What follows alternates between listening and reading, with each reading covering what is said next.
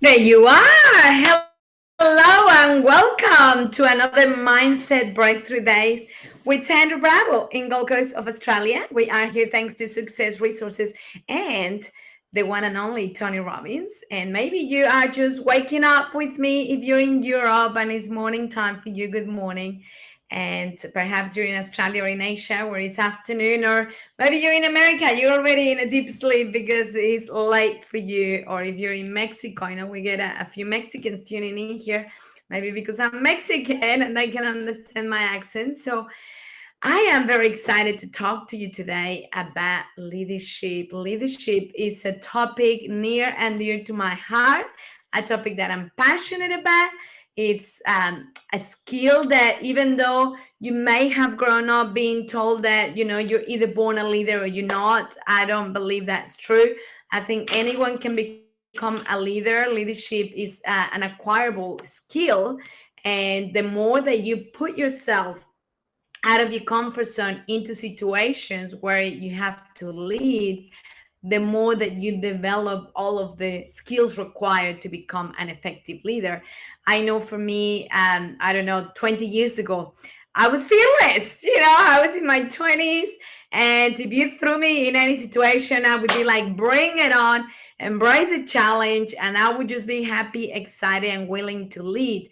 And somehow, I don't know if it happens to you, but somehow I find that the older that we get, the more that we think about it, the more that we hesitate, the more that we allow ourselves to feel the fear, and the more that we doubt our abilities. Right? When I think, you know what, thinking about, like, remember in my 20s, if you threw anything my way, I would be like, yes, what an exciting challenge, let's do this, right? And I remember when I first moved to Australia, like, I could barely speak English, and the accent was even stronger. So sometimes people couldn't even understand me. And I started working at Flight Center, which in fact, I got bounced back the first time, and because they couldn't understand my accent. But I didn't give up. See, I was fearless. I didn't have any fear of rejection, or not being able to do it, or not being capable, or none of that. I was just like ready to smash it. So I kept knocking on their door, 3 months later, until they got me in. Interestingly enough, the lady that hired me, a few years later, we became good friends. And she tells me that she was South American. I couldn't believe it. I was so mad. I'm like, you kidding me? You were South American and you didn't give me the job the first time because you couldn't understand my accent when you're Spanish speaking native yourself. Like, I couldn't believe it. But anyway, I remember I started working there, and within 6 months, I reckon, our 2IC in the store, our second in charge, or assistant manager, I guess you would call it, left. And I remember putting my hand up, like, I knew nothing. I just started a few months ago, right? I'm just learning how to be a travel consultant, never mind how to lead. But I'm like, I want to do it. I want this. And I got it. I think it was I was just fearless and feisty and energetic and passionate and excited, and I got it. And then in less than 6 months, about 3 4 months later, they announced that they're opening a new branch, and that's at a shopping center that was like 5 minutes from my house. So I'm like, I want to open that new shop. I want to be the manager. How exciting is 5 minutes from my house? Instead of driving, I can just ride my bike.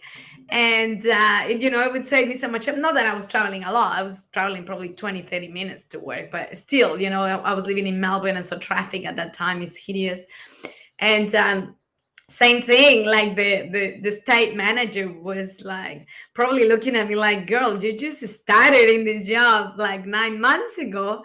You already became an assistant manager within a few months, and now you want to be a store manager, and not just of established store, but open a brand new store, which comes with all sorts of additional pressures, stress, and risks, and everything else, responsibilities.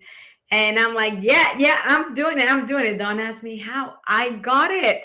Despite of the people, experienced people applying, and all of people that had been in the company for so long. Don't ask me how I got it, right? So here you see, I'm like 9 months, brand new into the business. I've already ascended to assistant manager, and now they give me the manager's role at a brand new store. And so here I go. Brand new store is not, we don't even have the shelves yet because fit out department is like building a house, right?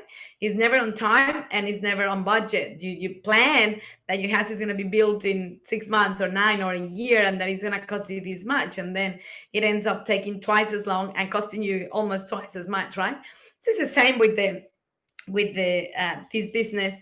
The fit out department was like blah blah, but we were forced because with shopping centers you get deadlines, and so it was the deadline to open the shop, and if we didn't open that day we would be charged some huge amounts of money as fines for being late.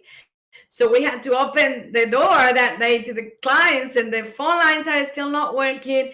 We still don't have the shelves on the walls for all the travel brochures.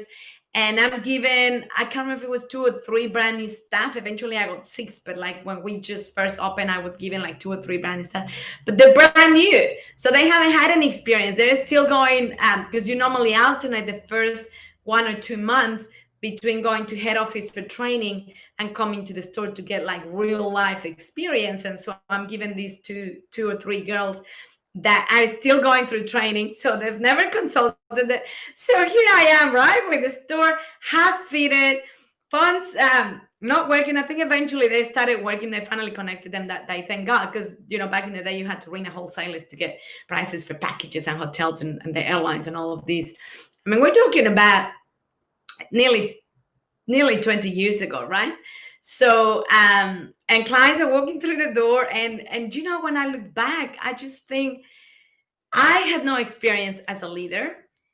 I have new team members that have never done this before, so they're still learning. We don't have half of the stuff that we need on the store, and none of that mattered. None of that mattered. I was resourceful. I was excited. I was passionate. I had energy. I cared for my clients. I cared for my staff, and I was fearless. And not that I didn't feel the fear, it's just that I felt the fear and I did it anyway. I allowed to transform the energy of the fear into the power of drive and motivation and excitement. And so that's what got me through it. And cut the long story short, we ended up, it was our first year in business, which 99% of the stores tend to lose money the first year. We made profit. We got awards to go to the global ball. The global ball is typically a huge celebration somewhere in the world. um, I think it was in Ireland back then. Every year was different. Like I got to go to Singapore, where we stay at the Marina Bay Sands, that big hotel with surfboard look on top.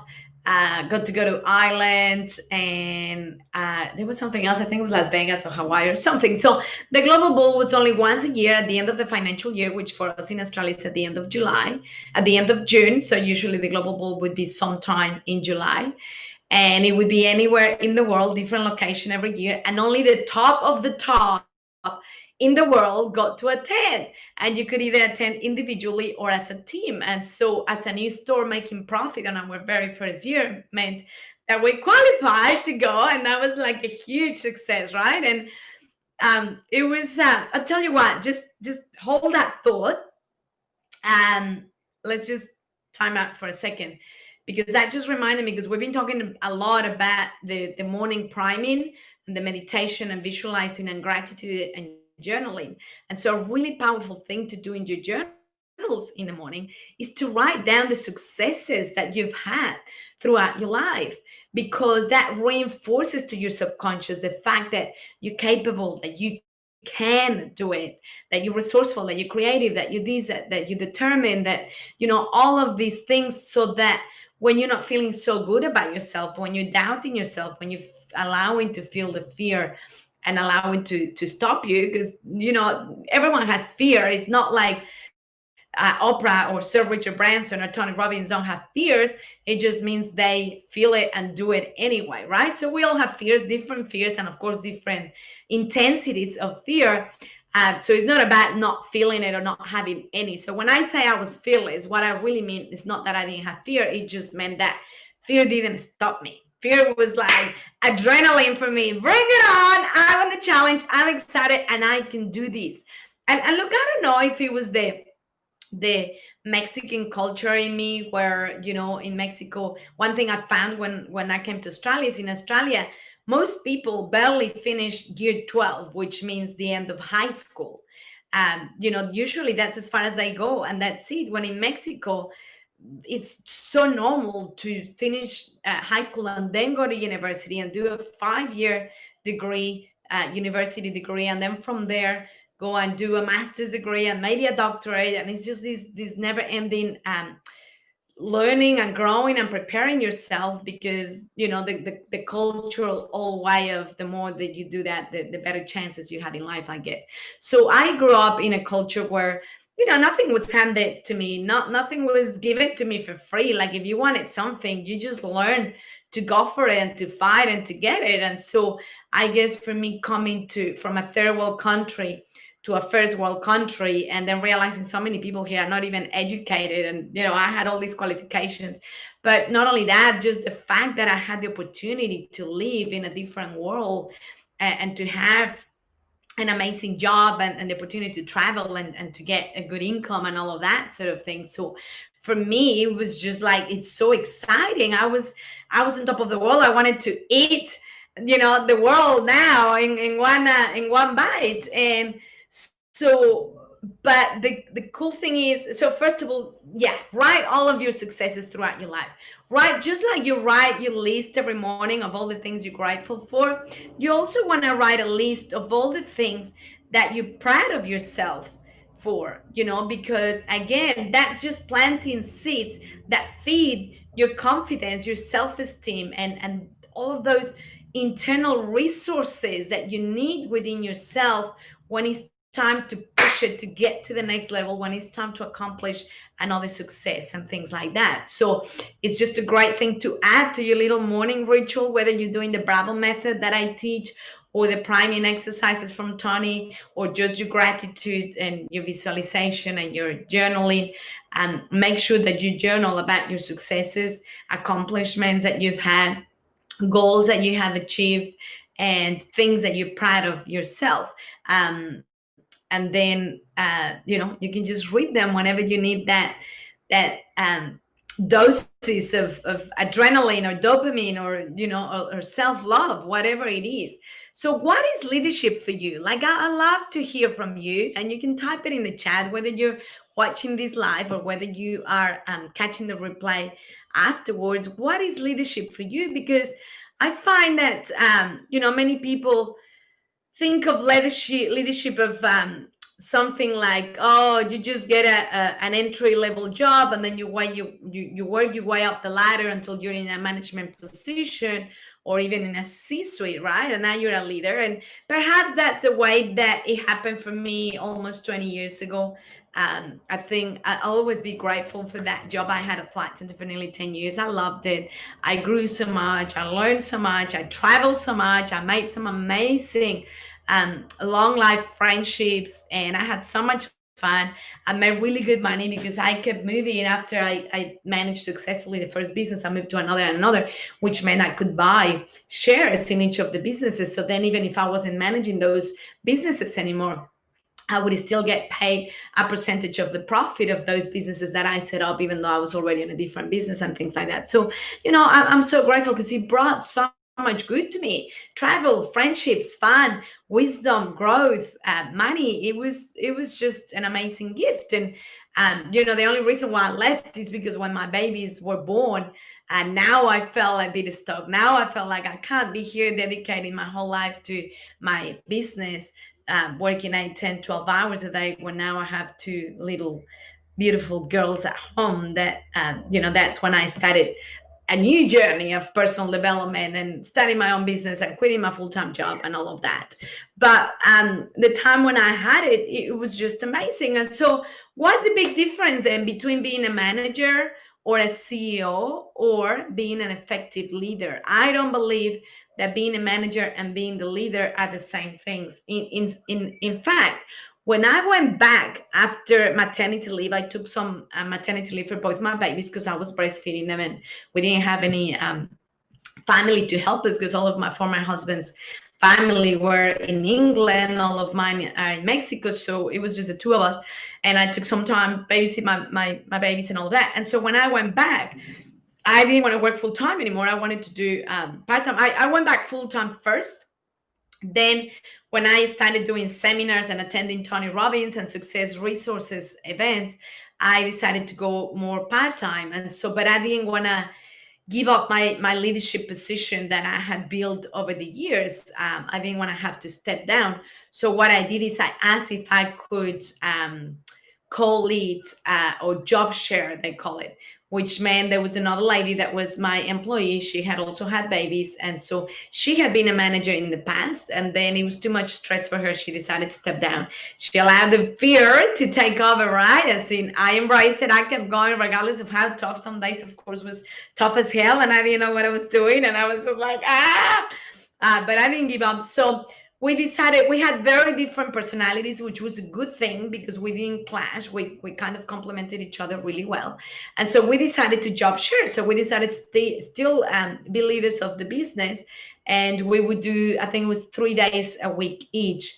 And we just shared the role and everything else, right? The responsibilities, the income, the bonuses, etc. Except that I had more because I had shares in a lot of different businesses. So that, thank God, was just for me. Um, and it was interesting because our state manager, Alison Crab, she was an amazing leader. I learned so much from her. She's a great role model. She's obviously no longer with the company anymore either, but we're still friends. And she's in Malibu, so it's not like we can see each other at the moment because we're not even allowed to leave the state. But when we could, every time she was in Brisbane or here in Gold Coast, she would call me and we would meet up for a drink and to catch up because she started her own business too, me too, and so we had a lot to share. Or if I was in Melbourne for speaking at one of Success Resources events, I would meet up for her, and same thing. So she said something very interesting to me that I hadn't seen, and she said, you know, that you and I won't mention names, but the lady that I was job sharing with are very different. She's a manager, you're a leader. She's there to make sure that the roster jobs are done and that the accounts are done and that the invoices for the clients are done and that nobody's late for the meeting and all of that kind of dictatorial side of things. She said, but you're a leader. You're there to inspire. You're there to share a vision with your team and to get them on board and to inspire them to come together to this vision, which is what makes the success and the business work. She actually wasn't very keen in us job sharing, but she knew it was the only way to keep me in the business. Otherwise, I was going to quit, which I eventually did anyway once I started doing what I love, which is speaking and training and facilitating. And once I replaced my income, then I said goodbye to my full-time job. But um, that's the very first time that I heard the difference between being a manager and being a leader. And I think that effective leadership has very little to do with the amount of authority that a person has achieved, and everything to do more with how that person is perceived in the organization. Have you earned the trust of your team? Do you have a vision that you get buy-in from your team? And are you capable of inspiring your team to jump on board with that vision, right? How do you communicate with your team?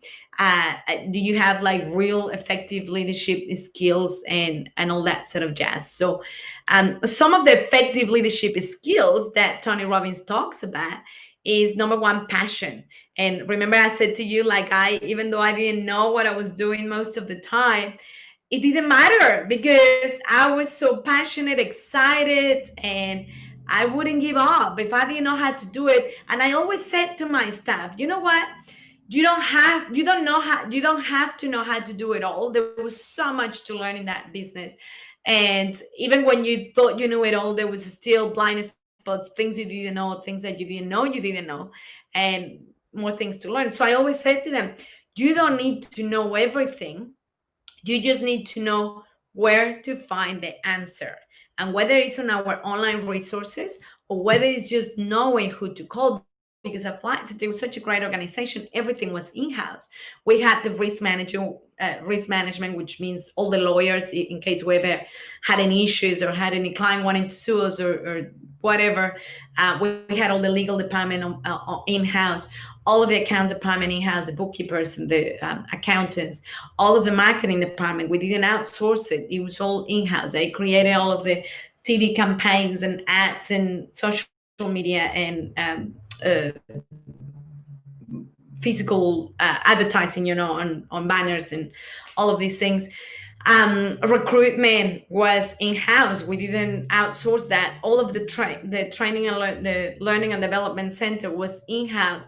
So everything was in house, which meant sales training, which meant there was so many opportunities for you to grow and move departments and all of that, right? And the thing is that with that passion, I said to my team, you don't have to know it all. You just need to know who to call. You need to be able to grab your phone book and know which department to ask the question, or just be resourceful, right? And I think that's a huge thing. I think passion can overcome lack of aptitude or lack of experience or knowledge. If you're passionate, you'll be so energetic and excited like I was, that you'll find a way, you'll figure it out, you'll be creative, you'll be resourceful. Remember the other day we talked about, it's never a lack of resources, it's only a lack of resourcefulness, right? If you haven't enrolled for UPW virtual, and you're telling yourself the stories of, I don't have the money or I don't have the time, that's BS. Because if you make it a priority, when you make it a priority and you make the decision, the rest will happen. You'll figure out the way to allocate the time and to allocate the funds for you, right? So it's not that you don't have the resources. Is, first of all, it's not a priority. You haven't made the decision, and third, you're not being resourceful enough. Because trust me, when you want something, you find a way. I know so many women that they're financially supported by their husbands. I've never been like that. I've always been independent myself, and I like taking care of myself, and I like being with a man because I want to be with a man, not because I have to be with a man, right? But there's a lot of women that still depend on their husbands financially, and it's funny because they'll give them the money for the month, for the food, for the kids, whatever. And I tell you what, when that mom or that woman wants something for herself, maybe to do her nails or her hair or her Botox or whatever it might be, she'll find a way to become resourceful, to take money from there for what she wants and make the rest of the money last for the needs of the family, right? She'll be resourceful enough. Nothing will get on the way, trust me. So when you make it a priority, when you make a decision, when you want it bad enough, you'll figure out the way and you'll be resourceful enough, and all the excuses of the time and the money will be removed. So if you don't have your ticket yet, go get it now. Bringthefreedom.com. All right, let's keep talking about skill number 2, positivity. Positivity. Again, you can either focus on what's wrong and what's lacking, in which case you're going to feel very stuck inside that jar. And once you're inside the jar, you can't read the label from inside the jar. Or you can be positive, optimistic, and just know that there's always a way. Sometimes the stress was so much at Flight Center, especially once I became pregnant and I had a big team. And we grew a pretty large business from the little business that I opened up. And it got to the point where I had been through so many dramatic moments and stresses that I just thought is the end of the world, that I just learned, you know what? I always find a solution. It's never the end of the world. We always find a way out. So it just got to the point where I just learned to be optimistic and to look at it with positivity of, oh, that's a new lesson. I used to say to my team all the time, it's okay to make mistakes. We're human. What is not okay is to make the same mistake twice, because that just tells me that now you're not paying attention, that you didn't learn anything from your previous mistakes. So I used to get them in my morning meetings to share. If they had a mistake that cost them money, if they messed up, if they had an angry client yelling at them, whatever the mistake it is, share it with the team at the meeting so that the rest of us can learn from it, so that we don't make the same mistake in the same business, right? Because if you keep it to yourself, it's going to happen to someone else. So I used to just get them to be okay with it and share it. And then I would be like, that's great. You made a mistake. That means you learn. You're bigger and better and a better leader in your own little business. just make sure you never make the same mistake again. You're allowed to make another mistake, a different mistake, but not the same mistake twice. So it just all of us learn. Effective leadership skill number three, resourcefulness. As I said to you, and as I used to say to my team all the time, you don't need to know it all. You don't need to know the answers. You just need to know where to find them, who to ring, who to approach, where to search. And that is called resourcefulness. And my friend, nothing beats resourcefulness. These days, I ingrain it into my kids every single day. Whenever they accomplish something, they do something, they're proud, that this, that, I go, oh my God, aren't you so proud of yourself for being resourceful? Remember, I never tell them I'm proud of you, because that's like installing the need for external recognition and approval. I always say, are you proud of yourself? You must be so proud of yourself, just to wire them to have that approval and recognition come from within. And I always say, are you proud of yourself for being so resourceful? You must be so proud of yourself for being resourceful. And little Brie will be like, Mom, I am so proud of myself. I'm so resourceful. I did this and I did that. And I'm like, well done, baby. So resourcefulness, because if you're resourceful, think about it. There's no limits. There's no mountain that you cannot climb. You can do anything you want if you're resourceful, right? Skill number four is empathy. You must be able to have empathy for yourself and for others, because effective leaders become masters of influence, being able to influence others, and you do it through empathy. Skill number five, dependability. That means you're reliable. That means your team can count on you. And that also means you trust yourself enough to not do it and let others do it, to empower your team to do it, so that you're not the one that is doing it all, because otherwise it's not going to be done good enough to your standards, right? And of course, the last one, number six, is decisiveness. Effective leaders are decisive. They're able to make decisions, important decisions. They make them fast. They make as many decisions as they can. If they make a wrong decision, no problem. They just take a new one and keep going. You're better off to take a quick decision, even if it's a wrong one, and then make another decision later, than to hesitate and not decide at all. And you've probably heard these a million times. Any successful person, leader, business owner that I know, they are decisive. So, are you decisive, my friend? Wherever you are joining us from, are you decisive? Have you made the decision to join UPW Virtual with the man, the legend himself, the one and only Tony Robbins? Because you're running out of time. You only have 3 more days to get your ticket. Go to bringthefreedom.com, bringthefreedom.com, because UPW Virtual is happening on Thursday, 22nd of October. So it's just around the corner. And trust me, you will never regret it. It's one of those once in a lifetime opportunity that is presenting in front of you. You must take action. Be decisive. Get your ticket at bringthefreedom.com. I look forward to seeing you there. And have a happy weekend. It's Friday. Might be Friday morning if you're in Europe, or afternoon already. It's time to have some fun. Maybe go out with friends, have a drink, or whatever it is that you like doing on a Friday afternoon, evening, and just celebrate that it's the end of the week and the weekend is here. Yay! And if you're anything like me, you must be excited, because it's the spring here. The weather is beautiful. I've been doing my 5-kilometer run along the beach, which is just gorgeous. The sun, the ocean, the sand. It's nice and breezy to open up all the windows and doors around the house. There's no need for air conditioning yet until summer gets here. Then it gets too humid to have any windows open. But enjoy your weekend. Come back here, wherever you're watching this, same place, same time on Monday, because I have the beautiful Mike Wolf joining us all the way from Canada. He is an amazing entrepreneur and leader, and he has built something so amazing where his business is just in autopilot without him having to work in the business. He's been traveling for 5 years straight. I call him the nomad entrepreneur. Because of the business that he's created, where he can just function without him. Unfortunately, at the moment, he can't go anywhere. He's locked in Canada, just like I am in Australia. But tune in, because I'm going to have him as my guest. He's attended UPW 3 times. It's changed his life. He brought his daughter when she was quite young, and she attributes her success as an adult now to having been to UPW when she was quite young. So come back on Monday, same place, same time. I look forward to seeing you. Have an amazing weekend. This is Sandra Bravo signing off from Gold Coast in Australia. And on behalf of Success Resources, Tony Robbins, and myself, have an amazing weekend. Live with passion. And I look forward to seeing you on Monday, same place, same time. Bye for now.